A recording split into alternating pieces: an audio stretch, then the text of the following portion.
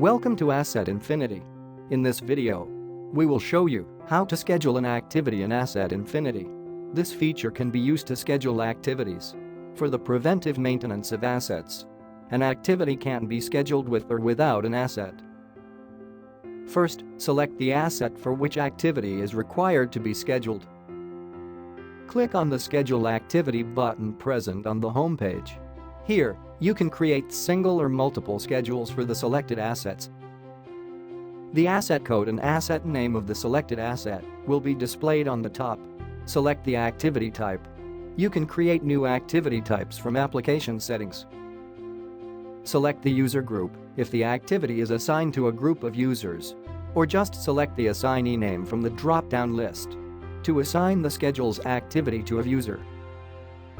You can enter the description of the activities being scheduled. This will help to have detailed information for the activity. You can attach files like user manuals or guides for reference.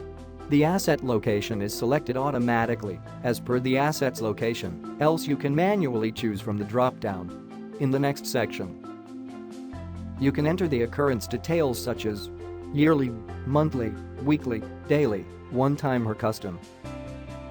Enter the start date, whenever the schedule should start, and end date of the schedule, if it's a fixed duration schedule. Select the number of days users to start getting reminders before the activity. You can also give reminders to multiple users by just adding their emails in CC. You can set the default vendor and tentative expenses for the entire schedule. These values can be changed for each activity afterward. After entering all the required details, click on Save. The schedule and the first activity will be created. You can see the list of schedules created in the grid below.